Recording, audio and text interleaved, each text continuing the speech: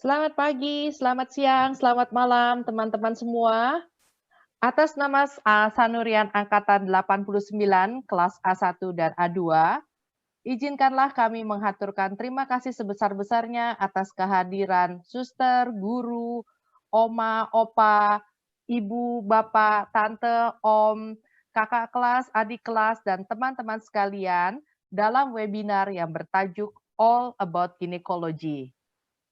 Nama saya Regina dan pada hari ini saya beserta sahabat saya Melanie akan menjadi moderator dalam webinar yang bertajuk kesehatan reproduksi.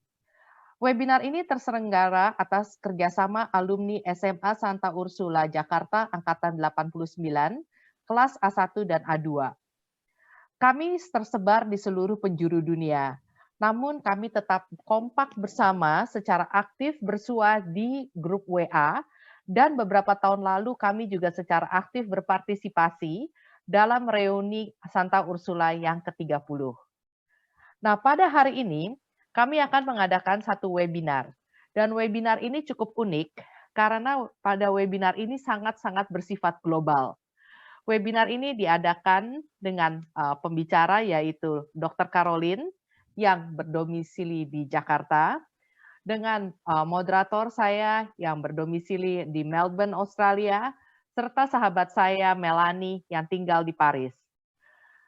Di samping itu juga ada rekan-rekan kita yang bertugas di bagian IT, yaitu yang menyiapkan Zoom-nya, yaitu Teresia yang tinggal di Singapura, serta Rindri yang tinggal di Houston, USA, dan Sandra yang tinggal di Malaysia.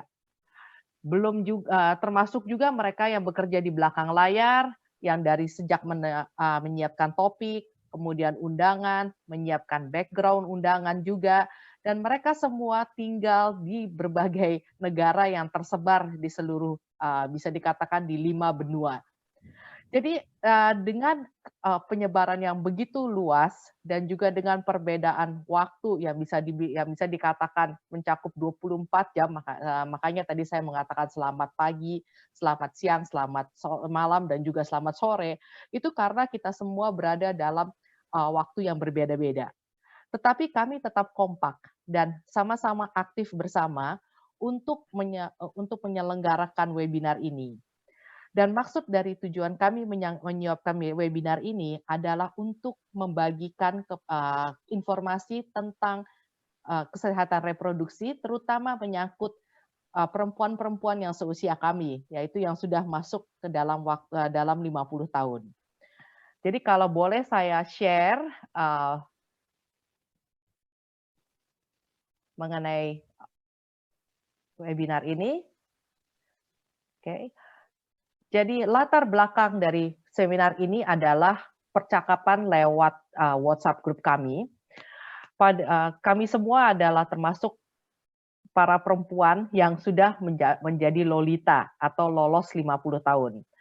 Nah, dalam keadaan seperti ini, yaitu kami sudah berusia 50 tahun, kami sudah mengalami apa yang disebut adanya suatu dentangan jam biologis yang berbeda, kami sudah melihat bahwa menopause dan premenopause sudah berada di depan mata.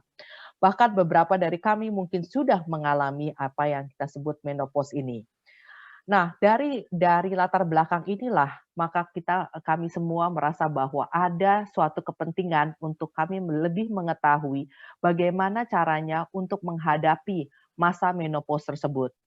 Apa yang harus kami lakukan, apa yang harus kami persiapkan, dan apakah kami harus berkonsultasi dengan dokter spesialis kandungan, karena biasanya kalau berkonsultasi dengan spesialis kandungan itu kan kalau kita mau mempunyai anak ya, dan kami udah tahu kalau kami itu udah jaraknya sudah terlalu jauh untuk punya anak lagi.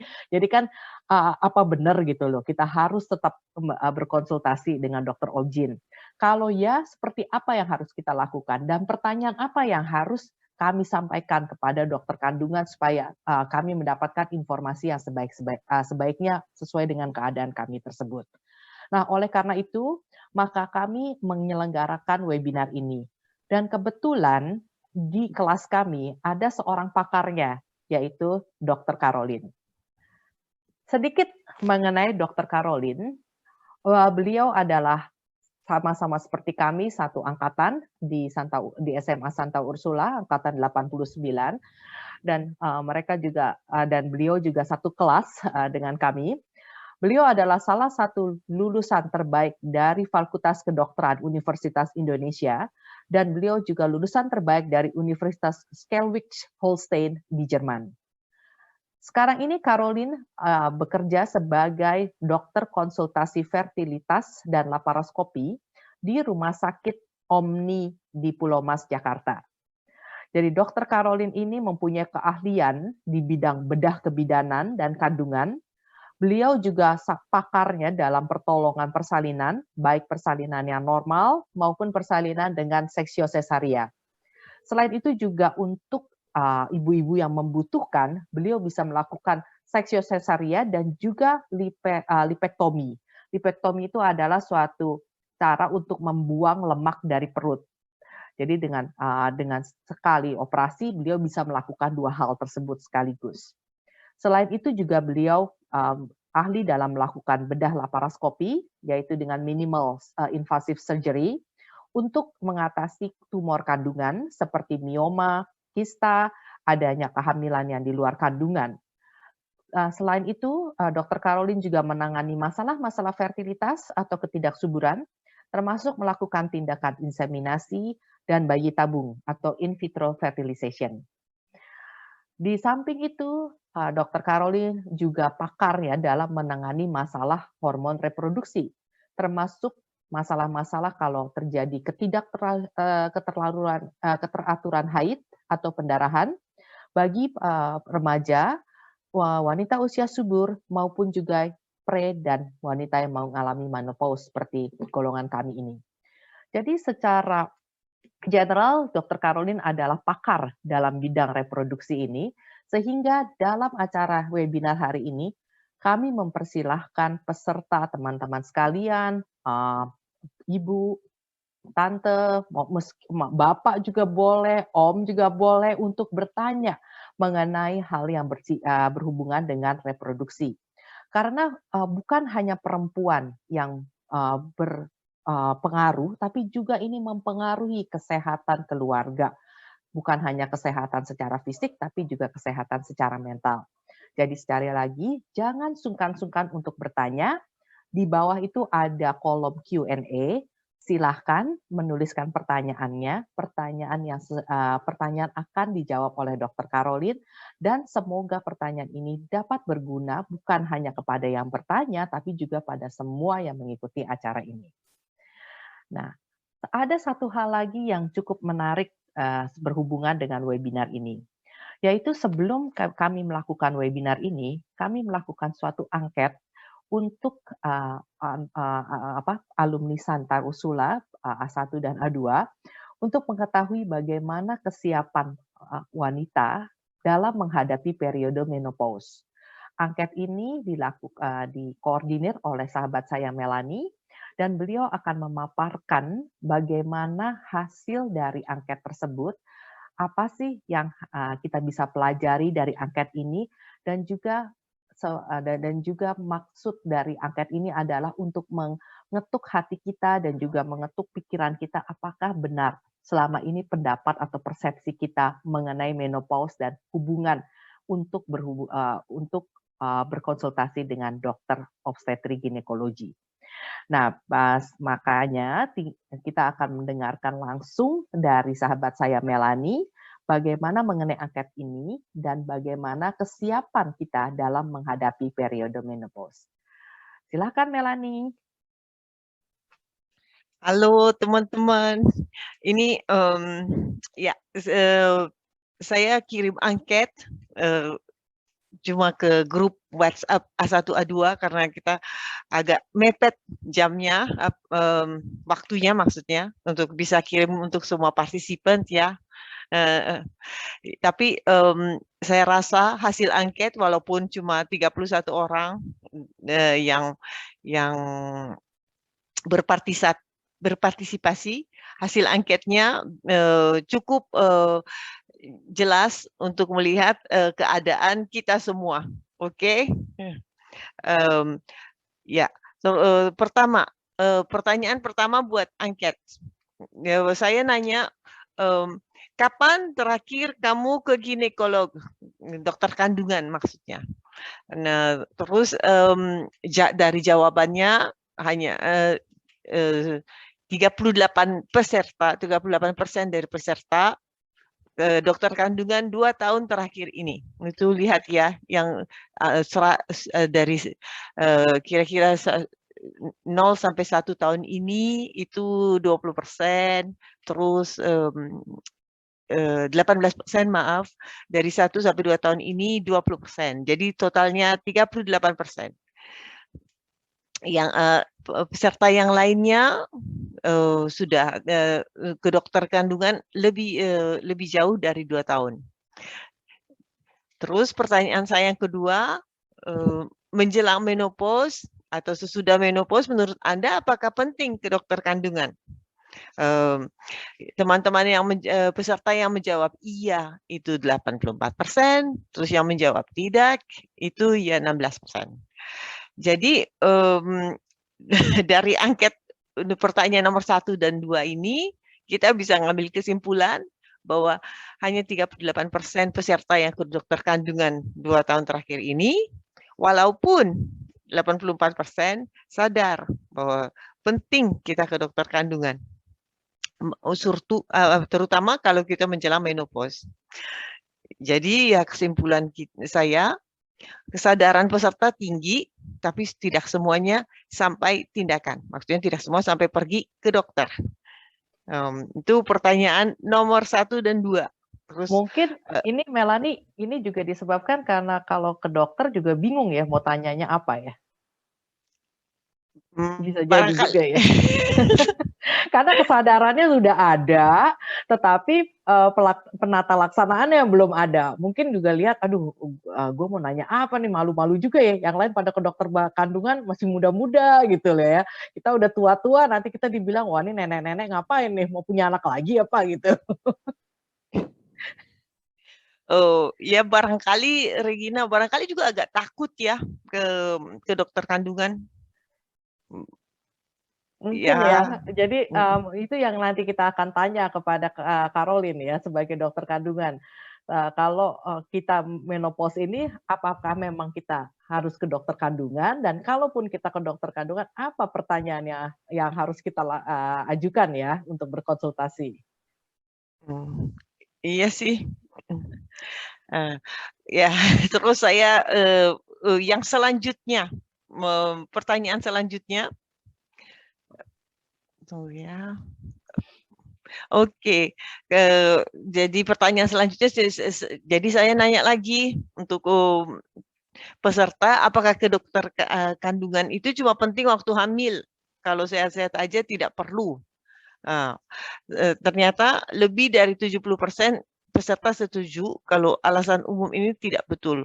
Jadi maksudnya kita penting ke dokter kandungan walaupun kita sehat-sehat saja.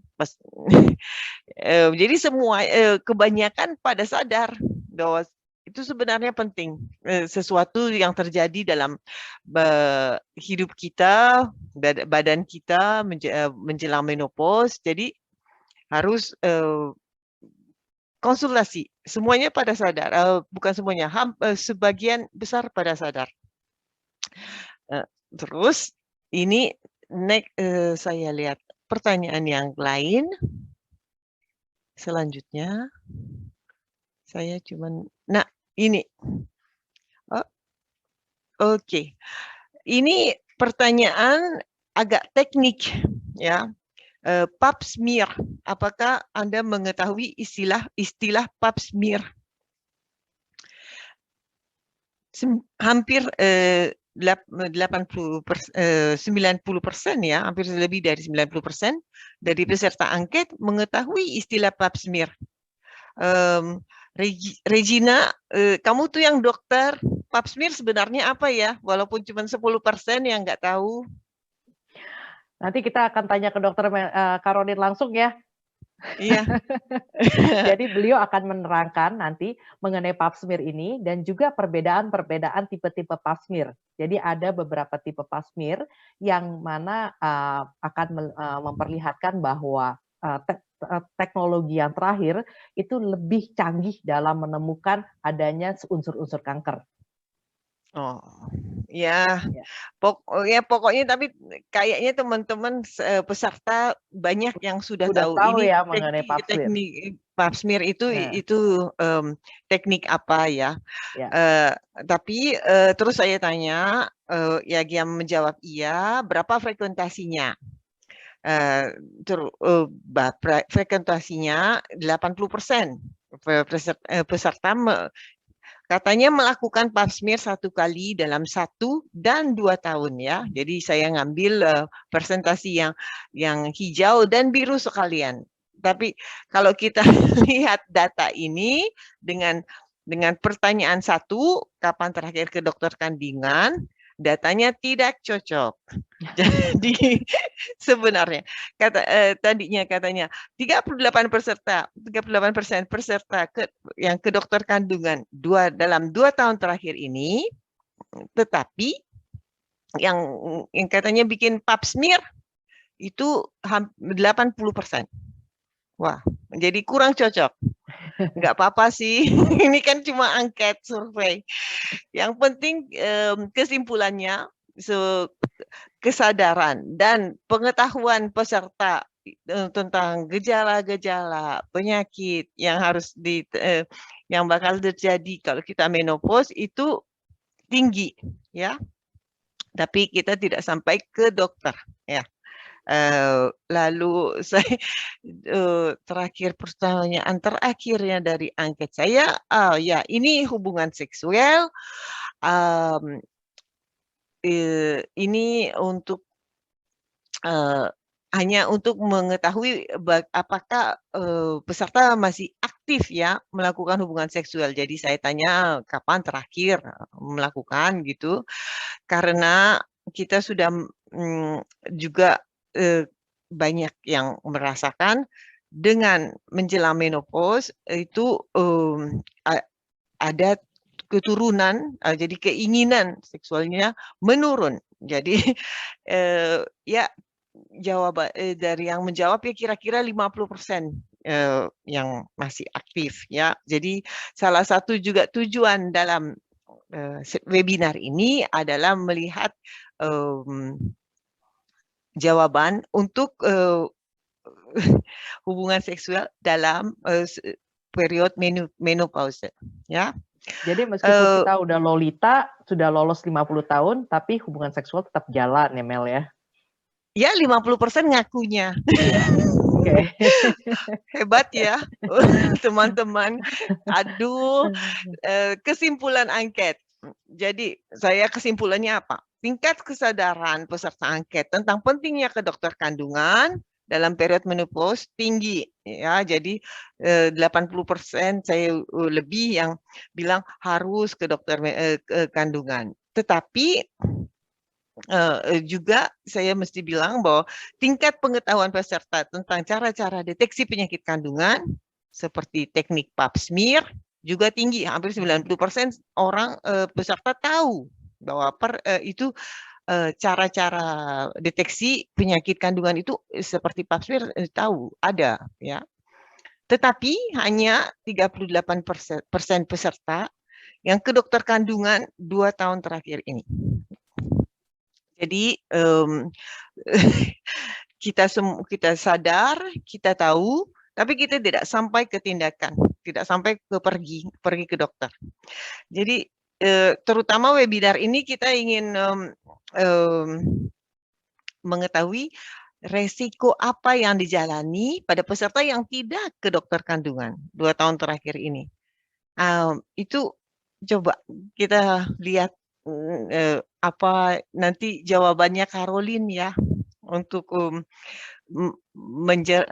mencerahkan pada kita semua yang hadir ini. Kalau kita tidak ke dokter pun sebenarnya apa yang terjadi di tubuh kita, apa yang bisa terjadi dengan kita, dan apa yang bisa kita tidak kelihatan yang tidak yang bisa lolos dari kalau kita tidak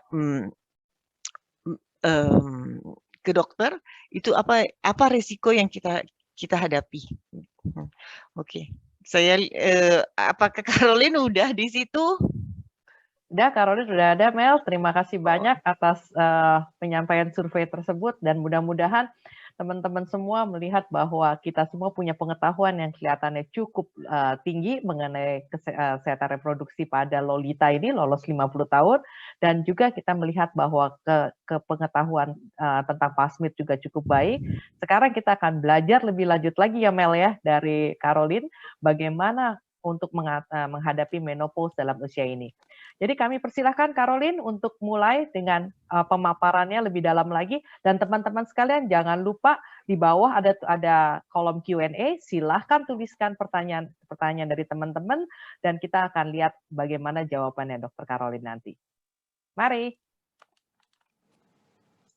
Halo, selamat siang semuanya. Apa kabar? Kalau senang sekali ketemu teman-teman SMA, serasa balik SMA lagi seperti dulu ya. Kita merasa jauh lebih muda dan energik jadinya. Kita mulai ya, tadi sudah disampaikan oleh Melanie tentang hasil survei dan sudah bisa diduga sih sebetulnya hasilnya. Semuanya tuh ibu-ibu nih pada takut kalau ke dokter Obgyn. Biasanya tangan dingin, kaki dingin, mau buka celana dalam juga susah, apalagi disuruh ngangkang di atas kursi kebesaran tersebut ya. Jadi sebetulnya hal tersebut tidak perlu takut-takut amat ya, karena ukuran spekulum cocor bebek tuh yang paling ditakuti ibu-ibu itu ada ukurannya ya, nggak all size gitu ya. Jadi disesuaikan. Biasanya saya tanya dulu tuh kalau di praktek, ibu pernah lahir bayi berapa anaknya, lahir sesar atau normal. Nah itu disesuaikan tuh dengan ukurannya. Dan kebanyakan kan kalau di poli saya pasien-pasien yang susah hamil juga ya, jadi rata-rata ukurannya kecil. Dikasih jelly, kemudian dimasukkannya juga ada tips and triknya dengan pelan-pelan dan gentle. Tentunya sih jauh lebih nggak sakit ya kalau kita lakukan dengan hati tentunya. Oke, jadi bagaimana moderator kita nih hari ini, Regina dan Melanie, yang satu di Australia, di Melbourne, yang satu lagi di Prancis, sudah jadi orang Prancis, kayaknya Melanie logatnya sudah sesuai dengan French speaking ya. Kita mulai ya. Saya mulai dengan slide yang pertama. Jadi, kenapa reproduksi perempuan itu penting untuk dibahas? Sekali lagi, masyarakat kita, terutama di Indonesia ya, masih sangat tabu tuh kalau ngomong organ reproduksi. Ngomong mens, ngomong keputihan, ngomong vagina, apalagi. Karena itu banyak mitos ya, hoax ya, yang beredar di seputar organ reproduksi perempuan ini.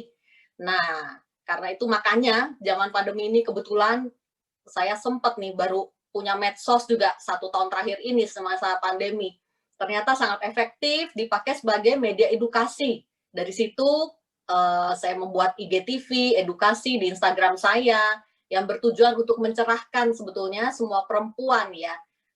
Untuk semua usia sebetulnya. Namanya perempuan ya dari dia lahir sebagai bayi perempuan sampai nanti nenek-nenek turun peranakan ya, problemnya tuh banyak banget tuh. Sepanjang usia reproduksi, pramenopause, menopause, dan postmenopause ya setelah. Ya kita berharap kita bisa reunian lagi nanti ya, 30 atau 40 tahun lagi. Jadi organ reproduksi perempuan tentunya kita harus tahu anatominya dulu ya, karena dia letaknya di dalam. Ya, beda banget sama para bapak-bapak. Para bapak-bapak punya kutil sedikit di kelamin, dia udah tahu tuh, bisa langsung cek ke dokter, ya, dan bisa diatasi secara langsung, nggak sampai kanker penis stadium 4 gitu, jarang banget kita dengar. Biasanya stadium 1 aja sudah di treatment. Tapi kalau perempuan, mulut rahim aja nggak kelihatan dari luar. Ya, kanker mulut rahim, stadium 1, stadium 2, stadium 3 kalau sudah mulai keluar nanah, berdarah, berbau, baru biasanya pasiennya datang ke dokter kandungan. Biasanya rata-rata kanker ginekologi juga ditemukan pada stadium 3 atau 4, karena biasanya rata-rata bersifat silent killer, tidak ada gejalanya sama sekali. Oke, saya mulai slide pertama dengan organ reproduksi perempuan nih, anatominya ya. Itu bisa dibaca ada right ovary ya, right ovary kita punya indung telur kiri kanan, ya. Kemudian juga ada saluran telur sebagai tempat ketemunya sperma dengan sel telur, badan rahim di tengah, ada mulut rahimnya tuh nyambung dengan badan rahim, ya. Kemudian juga ada vagina, ya. Yang kita bisa pegang dari luar adalah organ genitalia eksterna yang kita harus jaga kebersihannya itu kalau cebok, ya. Mulai dari labia mayora, labia minora, klitoris, dan sepertiga luar vagina itu yang kita bisa raba dan cek sendiri kalau ada apa-apa. Jadi kalau ada benjolan kemaluan, misalnya kista Bartholin kita bisa cek.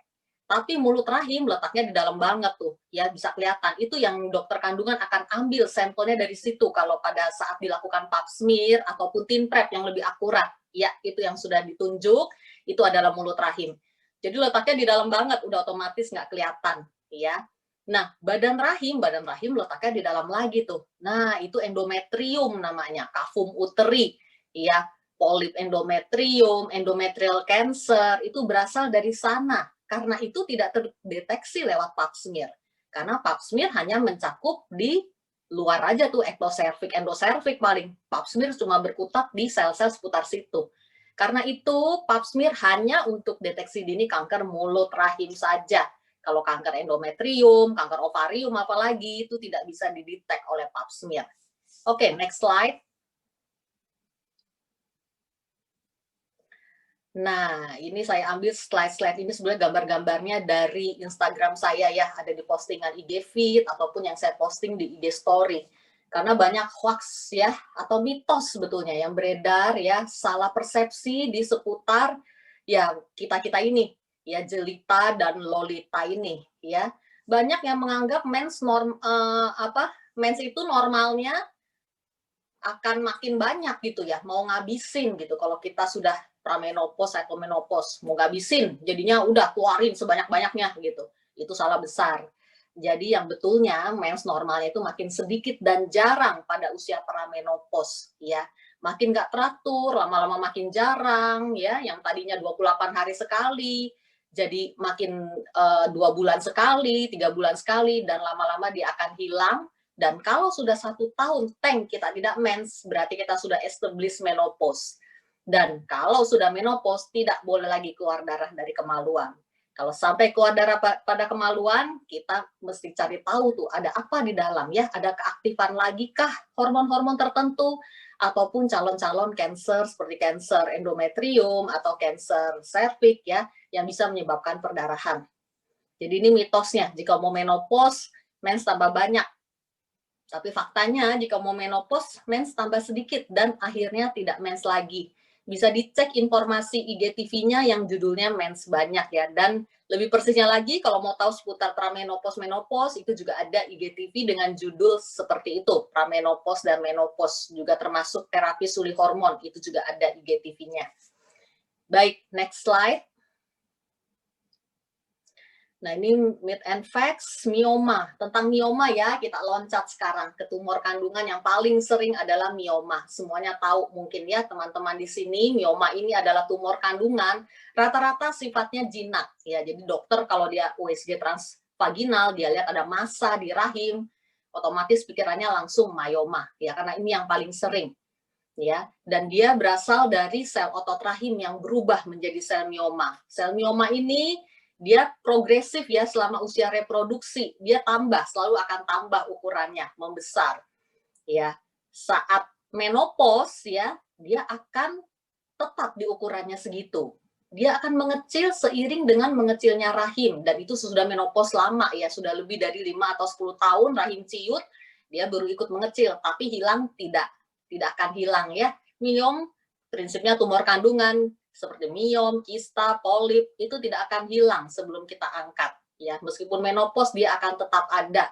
Karena itu pada perempuan-perempuan menopause ya yang mendapat terapi suli hormon harus bilang ke dokternya ya, dok saya punya miom nih ya, karena punya miom itu adalah kontraindikasi relatif untuk terapi suli hormon ya, karena pemberian terapi suli hormon bisa bikin besar lagi miomnya ya, dan pada menopause kalau miom besar yang nggak ngecil-ngecil gitu, kita harus hati-hati terhadap perubahan sel ke arah kanker rahim biasanya ya, leiomyosarkoma kalau jenis histopatologinya.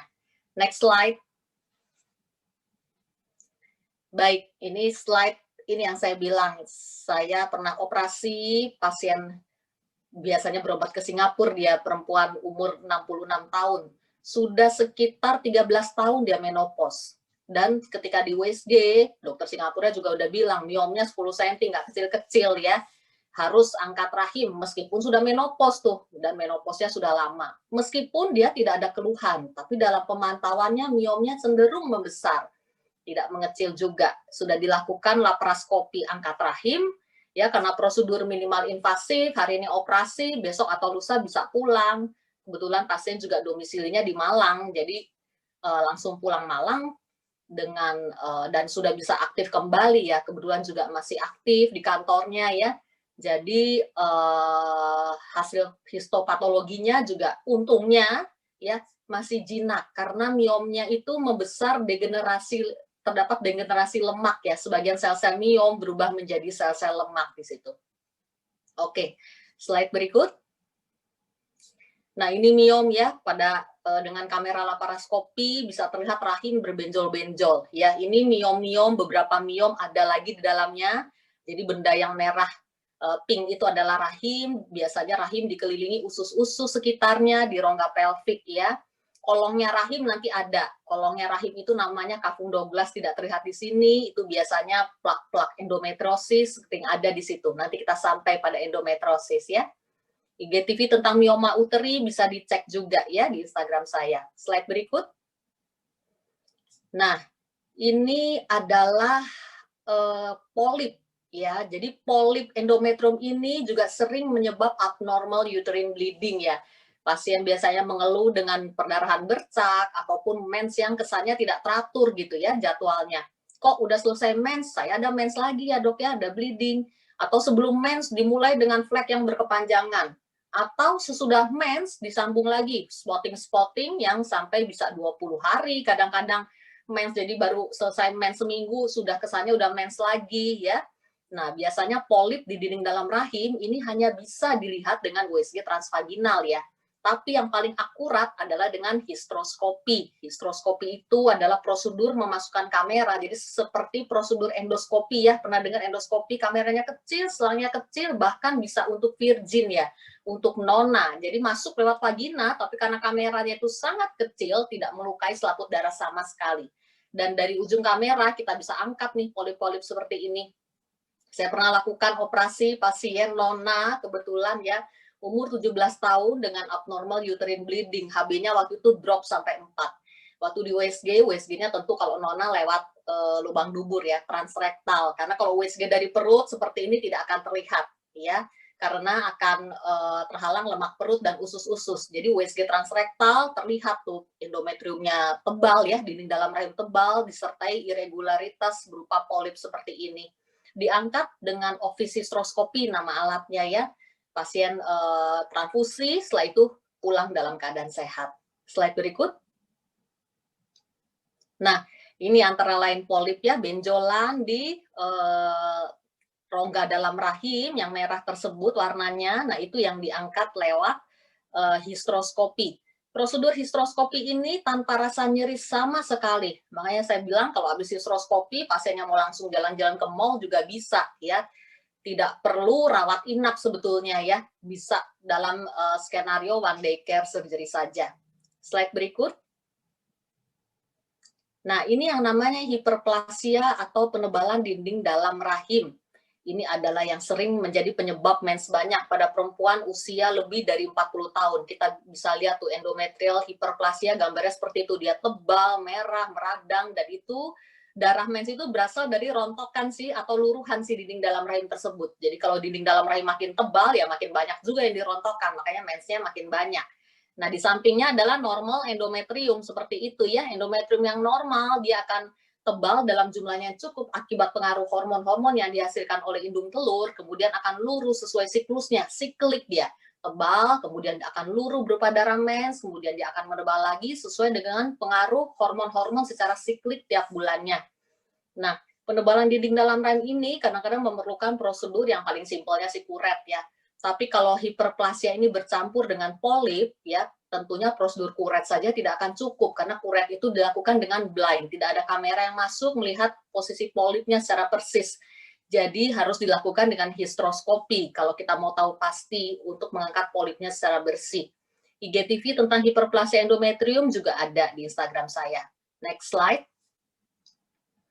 Nah, bercak-bercak endometriosis kita sampai pada penyakit yang paling sering juga nih ya ditemukan di poliklinik saya. Endometriosis ini pasien banyak sekali, makanya sebagian besar postingan saya di Instagram itu adalah tentang endometriosis ini. Karena seringnya ketemu ini kalau sedang melakukan laparoskopi, bahkan pada pasien-pasien yang tidak ada keluhan mens, nyeri sama sekali ya.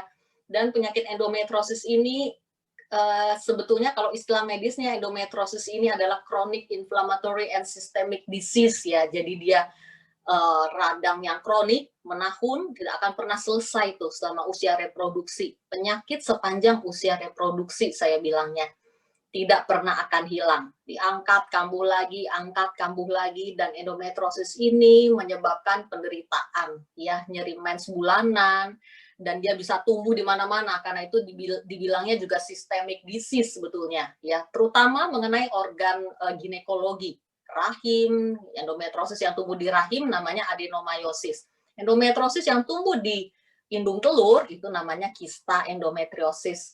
Ya, ada juga endometriosis tuba ya, tumbuhnya di dalam saluran telur. Itu juga bisa. Jadi dia bisa tumbuh di mana-mana. Bahkan ketika pasien datang dengan keluhan nyeri haid ya, tidak ada apa-apa yang bisa kita lihat saat USG transrektal maupun transvaginal. Saat laparoskopi kita bisa lihat bercak-bercak endometriosis peritoneal atau stadium 1-2. Ya, dan zaman sekarang GoFood banyak, GoSend juga banyak ya, jadi banyak junk food beredar, apalagi zaman pandemi seperti ini. Jadi akhir-akhir ini endometriosis juga sudah bisa ditemukan di usia anak-anak perempuan kita ya, yang masih sangat muda, pasien umur 14 tahun, 17 tahun ya, sudah ditemukan mioma, endometriosis ya, yang tentunya juga ya masalah tersendiri ya, dealing with very chronic disease in a very young patient ya, karena dia masih usia reproduksinya masih panjang tuh, belum punya pacar, boro-boro mau disuruh nikah dan hamil, dan masih panjang usia reproduksinya. Slide berikut.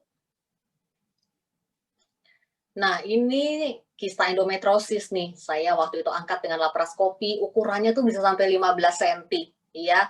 Kalau di jembreng tuh kayak kain ya, itu kista endometriosis. Yang bagian putih itu adalah bagian dari ovarium. Sedangkan yang kulit kistanya yang warnanya agak kecoklatan seperti itu ya. Sekarang kita lihat isinya apa ya, next slide. Nah ini coklat tiki flut ya, khas banget kista endometriosis, seperti coklat coki-coki kita bilangnya ya. Ini yang membuat pasien-pasien dengan endometriosis juga mensnya sering sakit ya. Nah, kalau seperti ini kita bisa lihat saat USG ada kista ya, dan kistanya juga kista endometriosis. Itu terlihat jelas saat USG. Slide berikut. Nah, ini slide-nya nih, slide kista yang tadi tuh yang 15 cm sebelum pecah. Fotonya seperti ini ya, khas banget. Ukuran indung telur normal itu sebetulnya cuma 2 cm, 2,5 cm lah ya. Kalau kita sudah menopause ya ukurannya tinggal 1 cm biasanya, makin ciut dia. Karena itu kita kalau ketemu kista, pasiennya usia udah lolita seperti kita atau jelita, itu harus lebih aware terhadap kemungkinan perubahan ke arah cancer ovary ya, atau ovarian cancer. Yuk, slide berikut. Nah, yang kayak begini nih yang sering lolos ya dari poliklinik ginekologi, karena biasanya saat USG nggak kelihatan apa-apa. Pasiennya biasanya datang dengan keluhan nyeri mens, ya bisa juga tidak ada keluhan, ya karena bisa juga endometriosis tanpa keluhan bisa. Nah, ketahuannya saat laparoskopi, USG tidak bisa melihat, MRI juga tidak akan bisa melihat, karena dia hanya berupa bercak-bercak plak endometriosis yang tumbuh di rongga panggul. Itu dinding peritoneum pelvik ya, atau rongga panggul. Bercak-bercak endometriosis berupa plak seperti itu bisa penuh di seluruh rongga panggul yang menyebabkan mens sakit, karena di situ sel-sel endometriosis ikut mengeluarkan darah saat mens. Jadi kalau laparoskopi kita masuk entry kamera ke dalam perut pasien endometriosis yang sedang haid, kita bisa lihat genangan darah di rongga pelvik ya, rata-rata berasal dari plak endometriosis atau penyakit endometriosisnya ini. Slide berikut. Nah, ini yang namanya adenomyosis, ini gambar kartunnya ya, bercak-bercak endometriosis yang tumbuh di otot rahim. Nah, bedanya dengan miom adalah adenomyosis ini menyebar difus tanpa batas yang jelas ya, tidak seperti miom. Kalau miom tadi bisa dilihat dia bulat, batasnya jelas dengan otot rahim sehat dan kita bisa angkat dengan bersih kalau miom. Tapi kalau adenomyosis dia difus menyebar ke seluruh otot rahim ya. Karena itu pasien-pasien dengan adenomyosis besar, nyeri mensnya banyak, biasanya dianjurkan untuk mengangkat rahim ya. Tentunya kalau pasiennya belum menopause ya, hormon masih aktif, hidung telur akan kita tinggalkan. Jadi tidak usah takut menopause dini ya. Kita angkat rahimnya saja yang bermasalah. Slide berikut. Nah, ini dalam lapang pandang dengan laparoskopi ya, saat operasi adenomyosis itu selalu disertai dengan perlengketan hebat ya. Itu adenomyosisnya warna hijau, di sampingnya kista endometriosis yang warna merah. Ini endometriosis stadium 3-4. Jadi endometriosis sudah tumbuh di rahim ya, menyebabkan adenomyosis dan tumbuh di indung telur berupa kista endometriosis. Itu perlengketannya hebat banget tuh. Kita bisa lihat tuh perlengketan di bawah itu nggak keambil aja, itu usus tuh yang kuning-kuning itu adalah usus yang naik menutupi cavum Douglas atau rongga titik terendah dari rongga panggul ya. Biasanya saat laparoskopi perlu effort tersendiri untuk membebaskan perlengketan tersebut, kemudian baru bisa kita angkat rahim dan kistanya. Slide berikut. Nah, ini mitos ya, jika sudah menopause berarti sudah bebas dari penyakit kandungan, sudah tutup buku ibaratnya ya. Nah, faktanya resiko terkena kanker kandungan justru makin meningkat saat menopause ya. Mengapa? Kita tidak bisa melawan waktu ya, atau aging proses. Aging proses itu berjalan, apalagi saat kita tua ya. Sel-sel checkpoint-nya juga sudah tidak terlalu bagus lagi. Asal tahu aja tuh, sel-sel tubuh kita punya mekanisme checkpoint namanya. Kalau dia ada perubahan mutasi sel ya, DNA-nya bermutasi, misalnya dia mau berubah ke arah sel kanker ya, kalau sistem checkpoint-nya masih bagus, dia bisa cegah tuh ya terhadap mutasi-mutasi tersebut, atau program apoptosisnya jalan ya. Jadi makanya kanker itu biasanya banyak ditemukan kalau kita udah tua, karena sistem checkpoint sel itu sudah sangat jelek ya. Ibaratnya kalau ini sel-selnya jelek ya udah lolos aja gitu ya. Nah, next slide. Nah, ini kita ulas sedikit aja tentang ovarian cancer. Ini juga salah satu silent killer ya, kanker indung telur. Ovarian cancer ini tidak ada gejala sama sekali, benar-benar nggak ada rasa sakit ya, dalam stadium 1 atau 2 apalagi, perut juga nggak besar gitu ya. Tidak ada gejalanya sama sekali. Hanya terlihat saat screening tuh. Makanya kalau screening, pap smear saja tidak cukup. Harus disertai dengan USG transvaginal untuk lihat apakah ada kista, miom, atau tumor-tumor kandungan lainnya yang bisa terlihat saat USG tentunya. Nah, kalau kita lihat ada kista, hati-hati terhadap perubahan ke arah kanker ovarium, apalagi kalau kista tersebut ditemukannya di usia-usia kayak kita begini nih, Lolita dan Jelita ini, ya. Menopause, kalau kita lihat ada kista, hati-hati terhadap perubahan ke arah ovarian cancer. Biasanya kita bisa cek tumor markernya dan observasi ya, kalau memang tidak ada keluhan, tumor markernya masih rendah, ukuran kistanya juga kecil, kita bisa observasi dengan USG transvaginal per 6 bulan. Ya, ada IGTV-nya yang judulnya ciri-ciri kista yang berubah ke arah ganas ya. Ciri-ciri berdasarkan ultrasound ya, berdasarkan USG kita bisa lihat tuh kista-kista yang modelnya nih kayaknya bakal berubah nih ke arah kanker, itu bisa terlihat ya. Walaupun selalu ya diagnosis pastinya kanker atau bukan adalah secara patologi ya, bendanya diangkat, masuk ke lab patologi, dokter patologi akan cek tuh potong sel di bawah mikroskop, dia lihat itu diagnosis 100%-nya. USG, tumor marker, apapun itu tidak ada yang bisa memastikan 100% ini ganas atau jinak. Karena itu kalau ketemu tumor kandungan ya diangkat dulu. Kalau mau tahu persis ya 100%-nya jinak atau ganas selalu dari hasil patologi. Ya, slide berikut. Nah, ini endometrial cancer ya. Ini juga tidak ada deteksi dininya dan ini juga hanya bisa dideteksi dini dengan kuret sebetulnya untuk mengambil sampling dari dinding dalam rahim ya. Kalau dari mulut rahim kan tadi kita bisa ambil pakai pap smear, tapi kalau dari dinding dalam rahim hanya bisa dengan kuret kemudian dipatologi. Atau kalau mau lebih persis dengan histeroskopi. Bedanya apa? Kalau kuret itu blind ya, tidak ada kamera masuk. Jadi kita asal ngerok pokoknya berdasarkan feeling aja. Nah, kalau histeroskopi, kamera yang masuk, kita tahu persis benjolannya di mana, bisa dilakukan biopsi dengan lebih terarah dan bersih dengan histeroskopi. biasanya keluhannya juga bleeding ya kanker rahim ini. Yuk, next slide. Nah, ini kanker endometrial cancer yang tadi itu kalau dilihat dengan histeroskopi kita bisa lihat pembuluh darahnya lebih hipervaskular, pembuluh darahnya banyak ya, jaringannya lebih aut-autan ya, amburadul ya. Ini juga bisa menimbulkan perdarahan yang sangat hebat. Baru tadi juga saya juga nyaris nggak bisa datang tepat waktu karena habis melakukan operasi laparoskopi histerektomi angkat rahim pada pasien dengan kanker endometrium, perdarahan banyak sekali ya, sampai pre-shock saat pasiennya masuk gawat darurat. Untungnya operasi berjalan lancar. Next slide. Nah, ini kanker serviks atau kanker mulut rahim. Nah, seperti itu tuh. Kalau kanker mulut rahim, saat pemeriksaan dengan spekulum, kita bisa melihat ya, ada kecurigaan nih ya. Apalagi kalau pap smear itu, jadi tujuan pap smear itu adalah untuk menemukan pada stadium yang paling awal. Ya, masih belum berubah ke arah kanker, lesi prakanker namanya ya. Lesi prakanker itu kalau kita treatment ya, itu tingkat kesembuhannya 100%. Sangat berbeda kalau dia sudah menjadi kanker beneran. Kalau udah jadi kanker beneran, mau di treatment model apapun, tingkat kesembuhan nggak ada lagi yang 100%. Itu tujuan pap smear ya, untuk deteksi dini. Slide berikut. Nah, ini tentang hormon estrogen ya. Nanti banyak pertanyaan juga pasti yang akan menanyakan bagaimana terapi suli hormon ya. Saya cuma mau bilang ini estrogen itu diproduksi oleh indung telur dan beredar ke seluruh tubuh. Efek estrogen itu banyak banget ya, ke jantung, ke lever, ke tulang, dia menguatkan tulang, ke kulit, bikin kencang kulit, ya, elastisitas pembuluh darah juga dia jaga, ke otak, menjaga vaskularisasi otak dan persarafan di otak juga tetap baik. Kemudian juga ke payudara, bikin payudara kita tetap kencang ya, kemudian juga di indung telur dan di rahim kita yang menimbulkan mens rutin ya.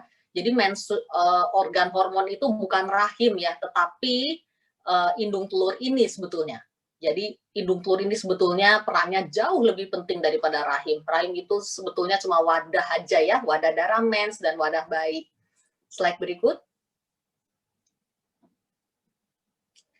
Jadi kalau orang harus angkat rahim nih, seperti pada pasien saya yang ini nih, punya miom banyak, adenomiosisnya juga ada, jadi ada miom, ada adenomyosis di situ, tiap bulan mensnya sakit dan mensnya banyak sekali, ya, HB sampai drop, ya, tiap 6 bulan dia harus transfusi, ya kadang-kadang ya, karena selama kerannya bocor tiap bulan sepertinya, masalah anemia nggak akan selesai, meskipun minum obat tambah darah tiap hari diminum 2 kali sehari atau 3 kali sehari, HB paling hanya naik 0,5 ya poinnya dalam sebulan. Sedangkan bleeding, sekali bleeding bisa drop 2 atau 3 poin kadang-kadang. Jadi nggak akan kekejar. Jadi kerannya harus di stop, rahim diangkat. Dan tidak usah takut menopause dini selama indung telur masih ada. Slide berikut. Yes.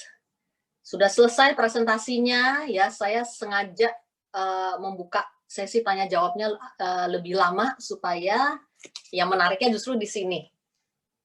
Silakan, saya serahkan kembalikan pada moderator untuk memandu acara question and answer. Terima kasih sekali Caroline atas presentasinya yang sangat menarik dan benar-benar membuka wawasan kita bahwa ternyata keganasan yang terjadi di rahim ini bisa terjadi pada para jelita dan lolita ya Caroline ya, bukan hanya orang-orang yang muda. Dan yang lebih kita harus lebih aware adalah bahwa banyak juga yang nggak ada gejalanya ternyata ya. Rata-rata tidak ada gejalanya tuh Regi. Iya. Nah, sekarang mungkin pertanyaan pertama nih dari peserta, ada nggak sih hubungan antara kemungkinan terjadinya keganasan ini dengan faktor genetik? Oke, jadi sampai sekarang nih tahun 2021 ya, penelitian itu belum bisa ada yang membuktikan apa persisnya penyebab kanker.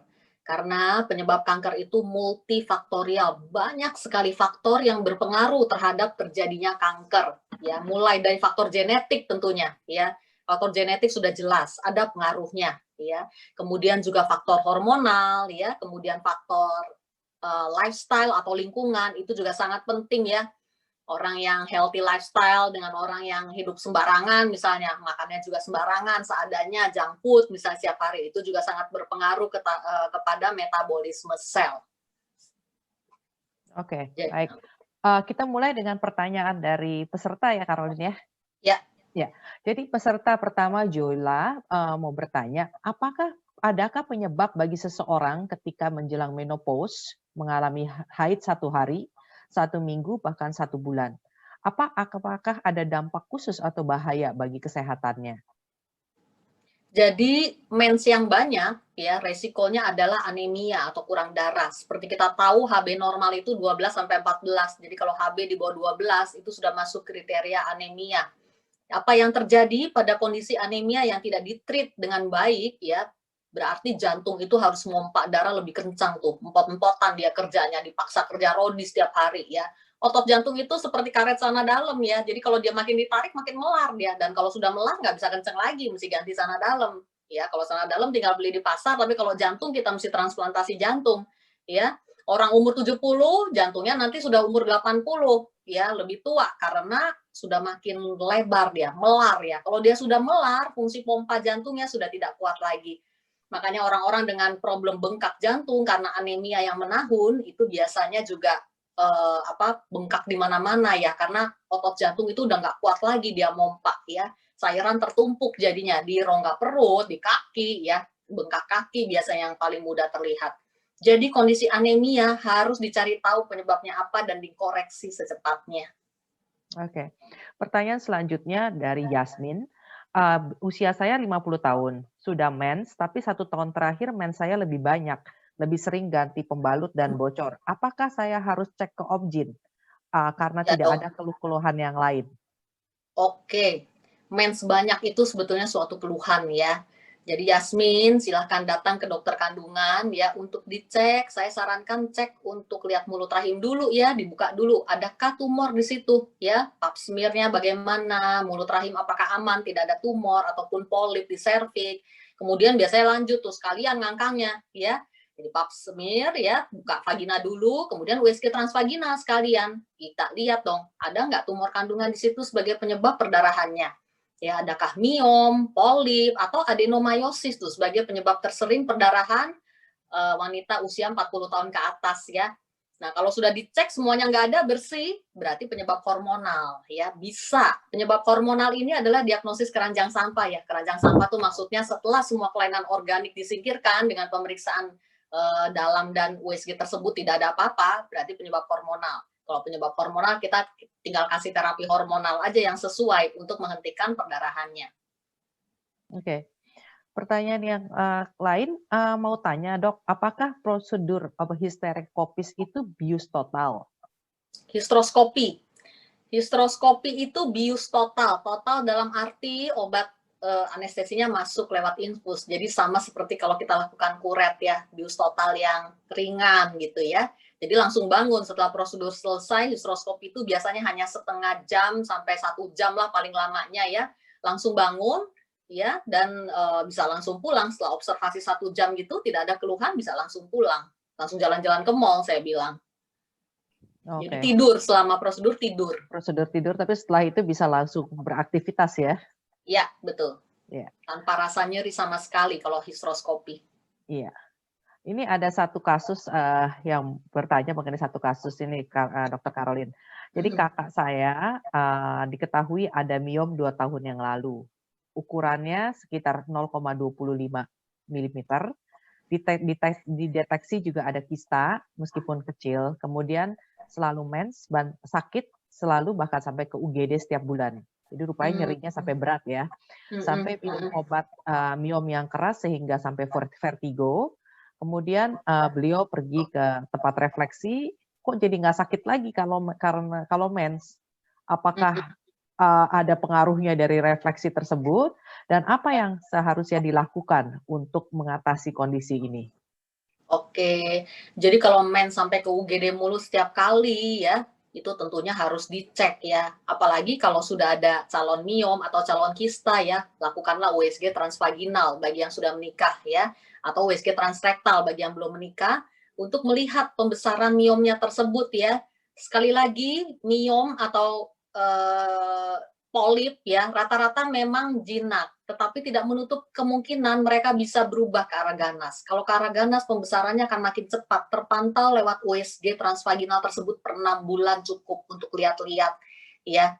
Jadi ya refleksi bisa aja dengan manipulasi seperti akupuntur ya, mungkin titik nyerinya ditekan ya. Tapi kan menekan titik nyeri tidak bisa berlangsung seumur hidup dan tidak akan menghilangkan miom yang jelas. Berarti bukan berarti tidak nyeri, miomnya hilang gitu. Tentunya tidak. Tidak ada satupun sekali lagi di dunia ini yang bisa menghilangkan tumor kandungan selain kalau dia diangkat. Ya tidak untuk akupuntur, tidak juga dengan refleksi apalagi ya. Rasa nyeri bisa hilang tapi penyakit masih ada di dalam. Jadi kalau punya penyakit di dalam yang tidak mau diapa-apakan, ya dilihat-lihat dong.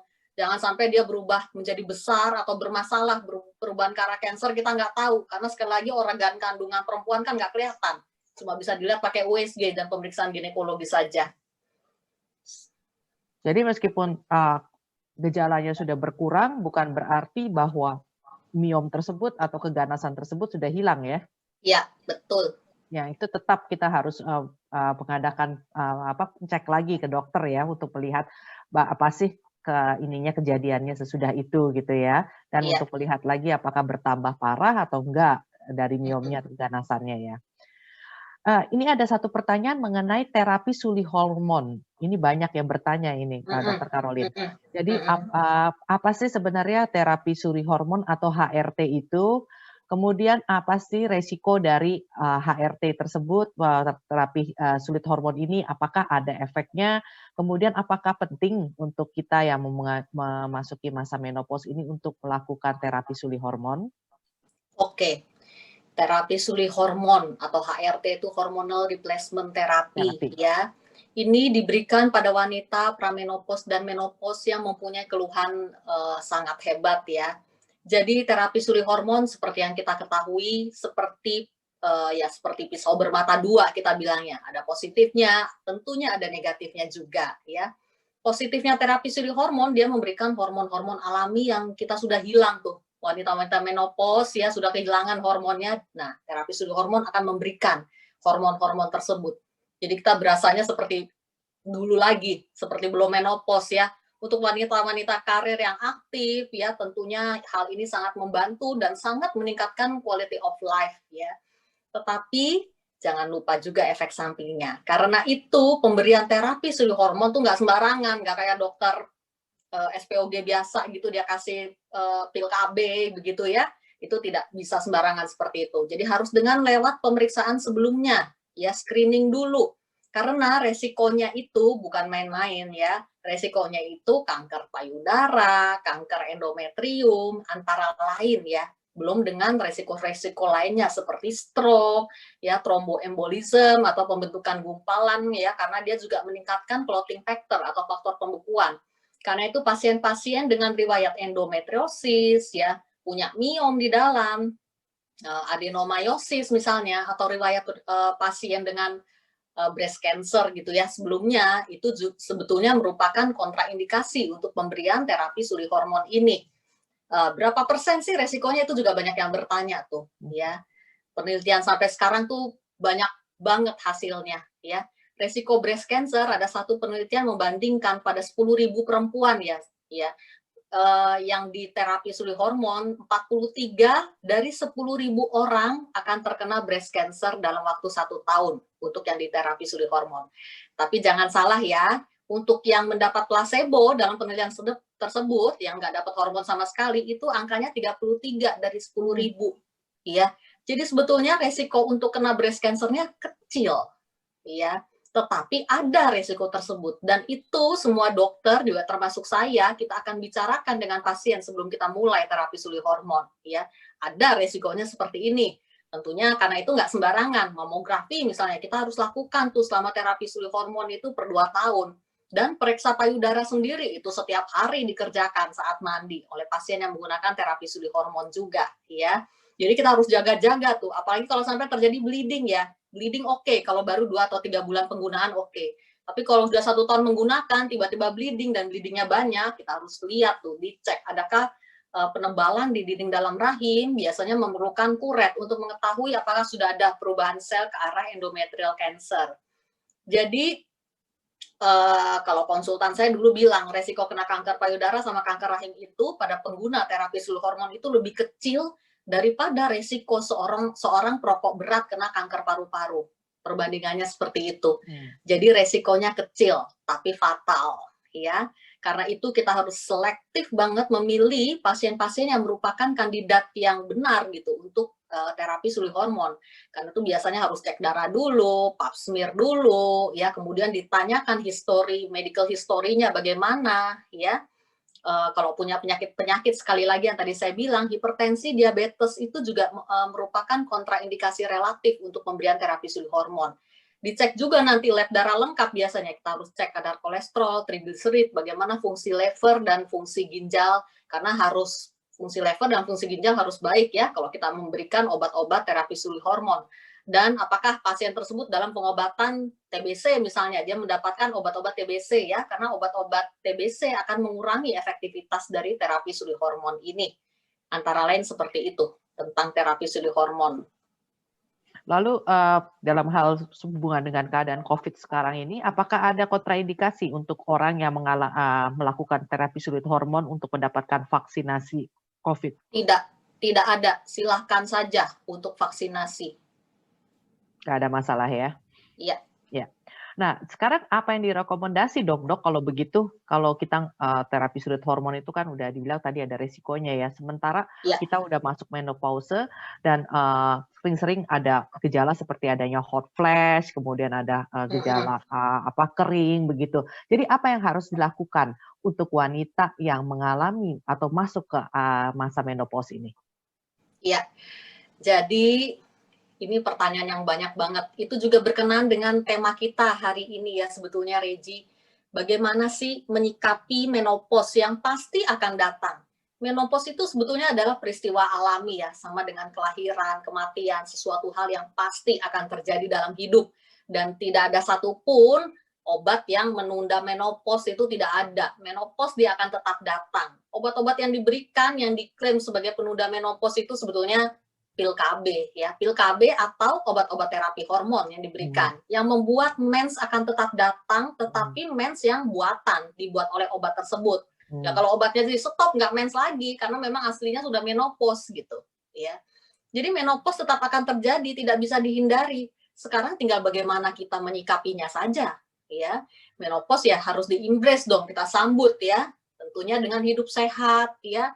Selama usia menopause kita sadar penuh kalau kita sudah tambah tua memang ya, itu tidak bisa dipungkiri. Tapi bagaimana menjaga kesehatan supaya metabolisme sel kita tetap baik ya, bagaimana kita bisa hidup secara positif, itu banyak sekali tuh healthy lifestyle. Healthy lifestyle itu kan bukan cuma tentang makan makanan sehat ya, makanan sehat ada ciri-ciri makanan sehat itu bahasan tersendiri lagi tuh, kalau mau cek IGTV ciri-ciri makanan sehat ada juga.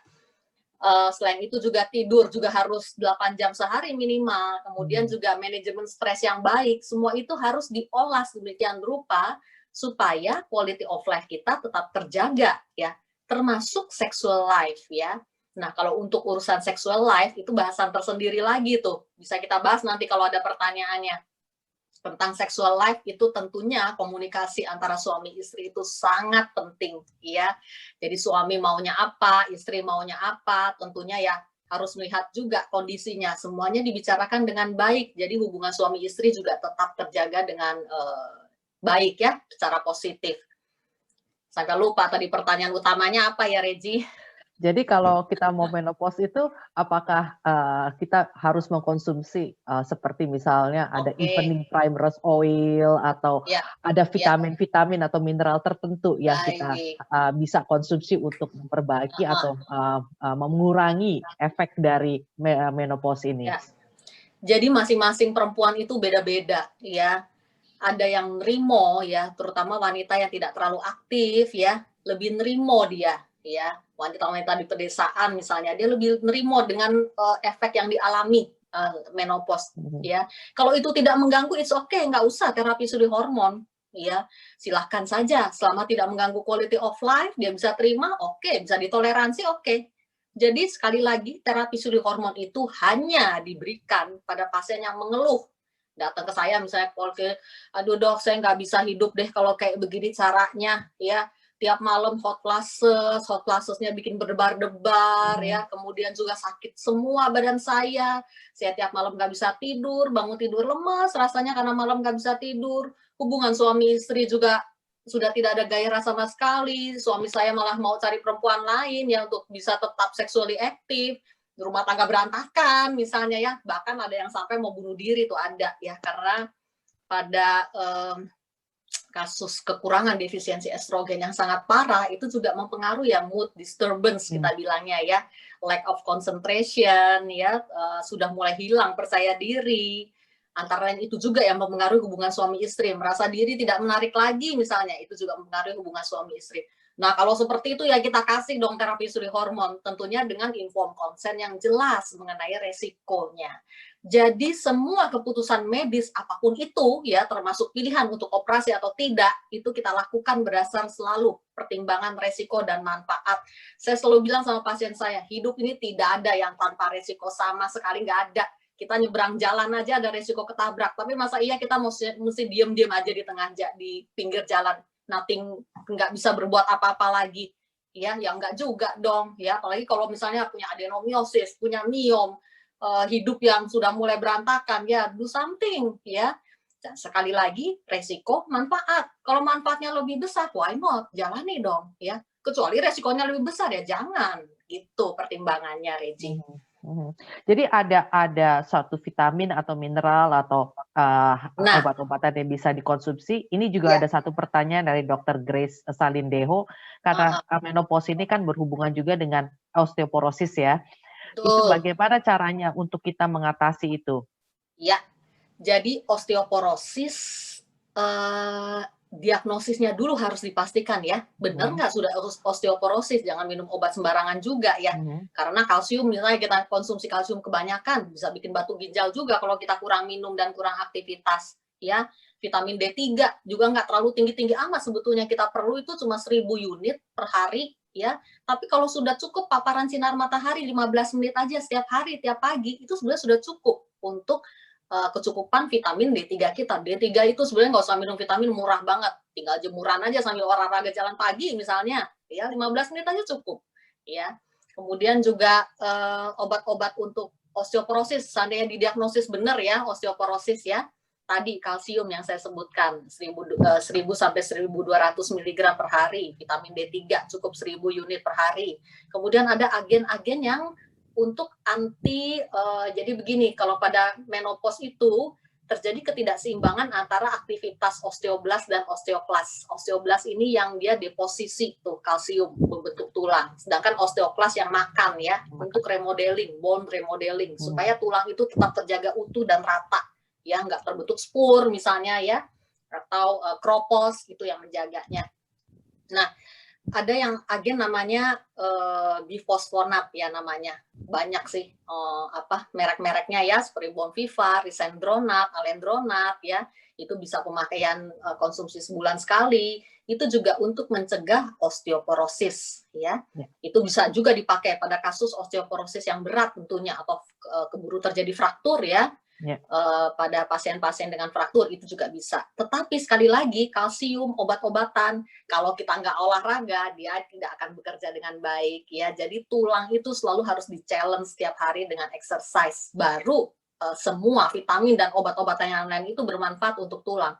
Kalau udah minum glok semuanya itu setiap hari tapi diem ya, sedentary, cuma main gadget doang setiap hari, ya tetap aja osteoporosis akan terjadi. Oke, ya. Ini menyangkut juga mengenai hubungan seksual ya, Dokter Caroline. Menjelang atau masa menopause ada saat di mana hubungan seksual tidak nyaman karena vagina yang lebih kering. Apakah dokter menganjurkan untuk menggunakan pelembab atau pelumas? Oke. Jadi sexual dysfunction kita bilangnya ya, itu pasti terjadi karena hormon estrogen itu mempengaruhi ketebalan mukosa vagina ya. Jadi pada kondisi menopause, mukosa vagina kering, otot-otot dasar panggul juga udah mulai ciut ya, atrofi, kemudian juga saluran kencing juga yang paling sering tuh, infeksi saluran kencing berulang. Itu masalah tersendiri tuh, urogenital problem ya in menopause ya. Jadi kalau tetap harus hubungan ya, bisa dibantu dengan pemakaian jelly. It's okay, boleh pemakaian Oke. jelly, ya. Boleh ya, jadi Tidak ya. apa-apa, boleh. Oke. Sebetulnya jelly itu ada yang mengandung hormon juga tuh ya. Oke. Tapi kalau yang takut nggak mau hormon, ada juga jelly yang plain itu juga ada. It's Ya. okay, nggak apa-apa, selama dilakukan dengan bersih tentunya.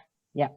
Kemudian untuk yang berusia lebih dari 50 tahun, apakah ada gunanya untuk mendapatkan vaksin kanker serviks? Lebih dari 50 tahun masih boleh sebetulnya. Jadi keputusan dari POGI Jaya ya, itu kalau pemakaian untuk sampai umur 59 itu masih oke untuk kanker serviks. Oke, masih Ya. boleh ya. Kemudian apa efek bagi wanita di atas 50 tahun yang diangkat rahimnya? Rahim saja. Iya, rahim saja. Histerektomi ya. Iya, histerektomi.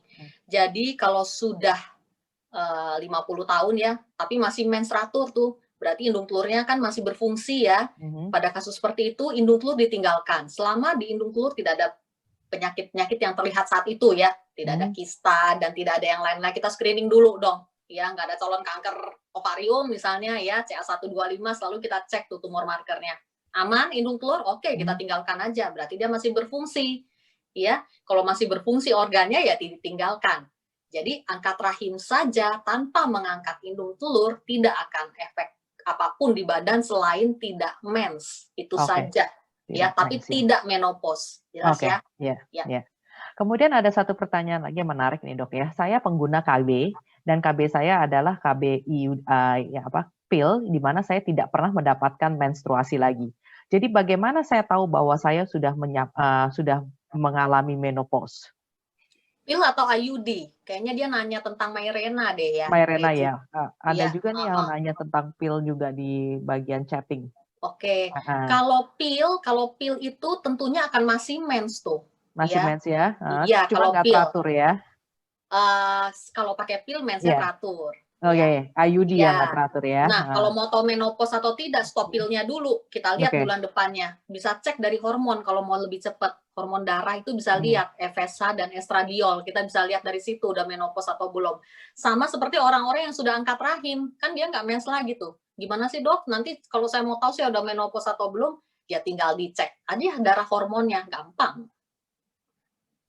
Oke, jadi dia bisa tetap ya. Iya. Kemudian ada pertanyaan, kalau menjelang menopause, mens akan datang lebih jarang, misalnya 3 bulan sekali baru keluar. Pertanyaannya saya, apakah pada saat mens di bulan ketiga, darah mens akan keluar menjadi lebih banyak? Jadi kenapa sekarang pertanyaannya orang kalau mau menopause kok mens makin jarang, selain karena hormon sudah makin surut ya, makin nggak ada estrogen. Karena terjadi juga siklus yang tidak berovulasi ya. Nah dulu di biologi kan kita pernah belajar ovulasi, pecahnya sel telur saat masa subur ya. Dalam kondisi tidak terjadi ovulasi, mens itu bisa tuh dia 2 bulan sekali, 3 bulan sekali ya. Sama seperti kasus-kasus PCO tuh, tidak terjadi ovulasi ya. Nah, karena dia tidak berovulasi, nggak mens, dinding dalam rahim lebih tebal otomatis. Kan nggak luruh. Kalau luruh kan dia jadi darah mens, tipis dia. Ya.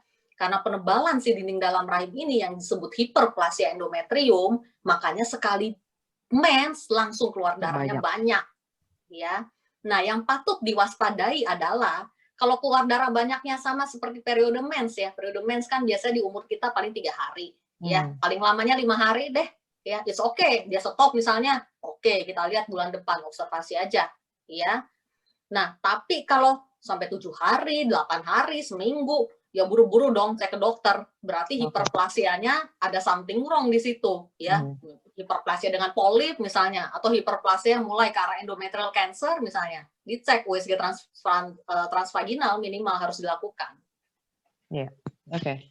Ada pertanyaan lagi, umur saya 28 tahun, belum menikah 2 tahun, dan 2 tahun terakhir ada gangguan haid, bahkan sekarang berhenti haid. Dan setelah diperiksa hormon prolaktin tinggi karena adanya adenoma hipofisis. Apakah berbahaya? Oke.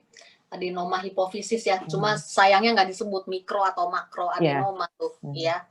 Jadi begini, hormon prolaktin tinggi itu diagnosis yang kita sebut hiperprolaktinemia. Ada juga IGTV-nya. Jadi hiperprolaktinemia adalah kondisi di mana hormon prolaktin tinggi ya. Nah, hormon prolaktin ini bekerja berlawanan dengan hormon reproduksi. Jadi pada pasien-pasien yang hormon prolaktinnya tinggi, otomatis nggak mens tuh jadinya. Ya, siklus hormonal ya untuk menstruasinya terhambat karena si prolaktinnya ini tinggi ya. Karena itu pasien-pasien infertilitas juga yang mau hamil, kalau dicek prolaktinnya tinggi, mesti diturunin dulu prolaktinnya tuh, baru bisa hamil. Ya, banyak tuh pasien saya yang prolaktinnya tinggi, kita turunkan ya dengan obat-obat tertentu ya seperti kabergolin, ya diberikan, prolaktin turun, dia bisa hamil spontan ya. Tentunya diatur ya hubungan massa subur dan yang lain-lainnya juga dicek yang lainnya. Jadi pada kondisi adenoma tadi ya, yang harus diwaspadai adalah kehilangan penglihatan lateral samping ya. Terutama pada kasus makroadenoma ya, karena adenoma hipofisis itu letaknya pas di atas kiasma optikum. Kiasma optikum ini adalah persilangan saraf menuju ke mata.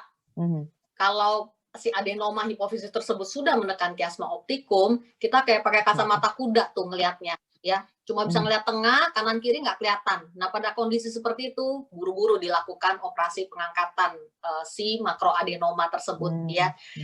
Tapi selama dia cuma mikroadenoma misalnya, it's okay ya, kita tinggal tekan aja ya, nggak perlu buru-buru operasi, nggak apa-apa, tekan, kalau mau hamil ya silahkan hamil. Gitu. Oke, jadi tergantung tipenya ya juga ya untuk adenoma ini ya. Ya. Kemudian apakah fibroid termasuk endometriosis? Bukan, fibroid itu sebetulnya istilah untuk myoma ya. Ya. Jadi patofisiologinya beda. Ya, kalau mioma itu sekali lagi dia batasnya jelas. Kalau endometriosis itu berupa adenomiosis, batasnya difus, dia blur. Karena itu cuma ngangkat adenomiosisnya saja dengan meninggalkan rahim, nggak mungkin secara logika, karena dia difus, menyatu dengan seluruh otot rahim. Kalau cuma angkat adenonya saja, 1 tahun lagi juga pasti akan muncul lagi dia di situ. Ya, akan growing lagi. Jadi angkat sama rahimnya, dengan catatan pasiennya nggak mau hamil lagi. Yang susah kalau ketemu pasien adenomiosis di usia-usia muda. Misalnya adenomiosis 7 cm, pasiennya umur 30, ya, udah menikah 2 tahun nggak punya anak, mau hamil. Nah itu yang susah. Ya, kita mesti angkat tuh reseksi sebisa mungkin, jahit ulang rekonstruksi rahimnya, tapi harus buru-buru hamil. Ya, karena berkejar-kejaran dengan si penyakitnya. Kalau bisa udah hamil dulu sebelum adenomiosisnya kambuh lagi. Betul. Kalau adenomiosis itu perlengketan ke usus bisa menular juga ke usus. Jadi adenomyosis itu originated-nya kan dia sebetulnya sel endometriosis ya. Sekali lagi endometriosis ini sebetulnya ada sebuah systemic disease, jadi kemana-mana dia. Endometriosis secara patologi dia masih jinak, tapi sifatnya seperti kanker. Dia menyebar dan menyusup, berinfiltrasi masuk ke rongga, ke saraf-saraf pelvik. Karena itu kenapa pasien dengan endometriosis mengalami pelvic pain kronik, bahkan di saat dia sudah menopause itu bisa. Apalagi kalau sel endometriosisnya sudah menginfiltrasi saraf-saraf panggul. Ya, pelvic pain kronik jadinya meskipun sudah menopause. Iya, meskipun sudah menopause ya. Itu pada kasus endometriosis yang parah bisa sampai seperti itu. Oh, karena sudah menyebarnya itu ya, bercak-bercaknya itu sudah sampai ke ini. Betul. Oke.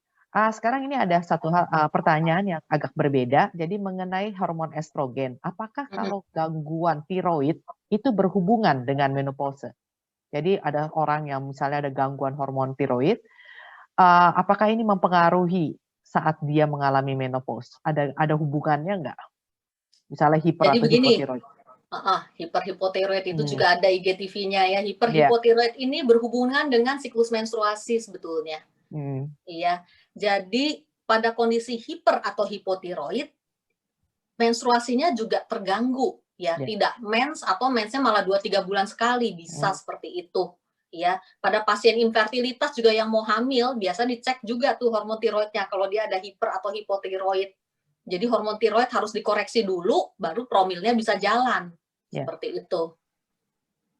Tapi hubungannya dengan menopause sih nggak ada ya. Maksud saya ya hiper dan hipotiroidnya dikontrol aja, hubungan dengan menopause tidak ada. Lalu ada pertanyaan lagi, apakah benar jika wanita berusia 50 tahun ke atas lauda lolita itu masih haid, apakah dia beresiko tinggi terkena kanker? Iya, jawabannya benar, ya. Karena itu lolita ini screening harus dijalankan dengan benar ya. Pap smear atau yang lebih bagus dari pap smear itu namanya teen prep ya. Itu setahun sekali ya, setahun sekali ya, duduk di kursi kebesaran it's okay lah, nggak apa-apa ya, demi kebaikan, demi diri sendiri. USG transvaginal kalau nggak ada apa-apa semuanya oke ya, maksudnya nggak punya miom, nggak punya adeno atau nggak punya kista, it's okay setahun sekali barengan dengan pap smear. Jadi sekalian ngangkangnya, sekalian pap smear dulu, biasa langsung USG. Pemeriksaan tidak lebih dari 5 menit dan tidak sakit, tidak usah khawatir jika dilakukan dengan benar. Iya, jadi malah ada juga yang bertanya kalau sudah berumur 50-an, kemudian mens bisa 2 kali sebulan dan banyak, jadi kuantitasnya banyak, disertai palpitasi jantung dan ada diabetes. Ini tanda-tandanya kayaknya parah ya, Lin ya. Tapi Regina aja bisa jawab tuh, saya nggak usah jawab lagi. Jadi gimana nih, Lin? Ada nasihat tertentu yang bisa diberikan? Begini, mens banyak itu tidak heran ya kalau orang yang mens banyak jadi palpitasi ya, berdebar-debar jantung. Betul. Ya, apalagi kalau naik tangga tuh jantung udah jedar-jedor tuh ibaratnya dek dek dek dek dek dek dek. Karena dia bisa memompa, karena pasti HB-nya ya orang anemi, HB-nya mungkin sudah di bawah 12 ya, di bawah 10 bahkan 7 8, ya nggak heran palpitasi tuh jantung berdebar-debar karena dia mompanya lebih keras dia. Karena kan sel darah merah mesti nyampe dari ujung jempol sama ujung kepala kita tuh. Harus keras dia, jadi kerja keras jantung itu. Makanya nggak heran ototnya melar. Kemudian ada diabetes pula. Nah, hati-hati. Diabetes ini juga suatu chronic disease. Dan diabetes yang paling fatalnya apa? Kenapa diabetes itu nggak langsung mati sih orang kalau kena diabetes? Tahunan biasanya. Tapi dampaknya jangka panjang. Penyakit yang paling menyiksa itu diabetes, darah tinggi, itu penyakit yang paling menyiksa. Endometriosis juga sebetulnya ya. Karena dia mempengaruhi pembuluh darah. Karena itu pasien-pasien diabetes yang tidak terkontrol, terutama gula darahnya ya, pembuluh darah itu gampang banget sklerotik ya, aterosklerosis, itu cepat terjadinya. Dan nggak heran juga kalau diabetes biasanya berkombinasi juga dengan hipertensi, karena biasanya kalau sudah aterosklerotik, resistensi pembuluh darahnya kan meningkat, otomatis tensinya jadi naik ya. Jadi diabetes sama hipertensi itu teman dekat tuh, karena itu segeralah dikontrol. Datang ke dokter kandungan dulu pertama, lihat masalahnya ada apa tuh sampai mensnya banyak, dan itu diatasi. Sekali lagi kerannya mesti di stop ya, baru masalahnya selesai. Kalau nggak dia akan lingkaran setan terus tuh, terputar terus di situ, tidak akan selesai. Ya mau hidup sampai berapa lama penuh penderitaan seperti itu. Kemudian juga bersamaan datang ke dokter penyakit dalam dong untuk kontrol gula darahnya. Gula darah itu long life treatment kalau diabetes sama hipertensi ya, nggak bisa lepas tuh, harus terkontrol. Oke. Itu Kita waktunya udah tinggal 5 menit lagi ya. Iya Mel, sorry. Ini ada Caroline yang pertanyaan untuk usia saya 51 tahun, sekarang sebelum mens saya kedinginan sampai menggigil, padahal dulunya tidak. Ini juga mesti ke dokter? Ini juga ada apa hubungannya sama dengan pertanyaan dengan yang barusan Caroline bahas ya kayaknya. Kalau mau mens kedinginan gitu maksudnya? Iya, sampai menggigil. Oke, jadi keluhannya sih sebetulnya tidak biasa ya, kalau mau mens itu kedinginan, keluhan yang tidak biasa. Harus dilihat dulu nih faktor-faktor lainnya. Kedinginan di sini apakah ada demam ringan ya, misalnya demam ringannya suhu 37,5 misalnya. Sebetulnya harus cek suhu ya, saat kedinginan itu cek suhu tuh. Kalau suhu 38 derajat atau lebih berarti demam beneran ya, biasanya ada infeksi virus ya, itu bisa.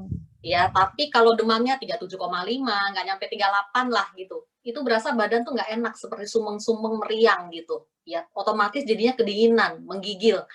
Nah, kondisi seperti itu bisa dia lagi dehidrasi ya, kurang cairan. Biasanya seharian tuh bekerja penuh sampai lupa minum misalnya ya, atau minumnya tidak cukup, itu bisa. Atau terlalu capek, terlalu letih ya, nggak sempat makan, nggak sempat minum, capek, nggak sempat istirahat, apalagi itu bisa menyebabkan kondisi yang seperti ini. Iya. Jadi harus dicari tahu dulu penyebabnya apa, terutama diukur dulu suhunya bagaimana.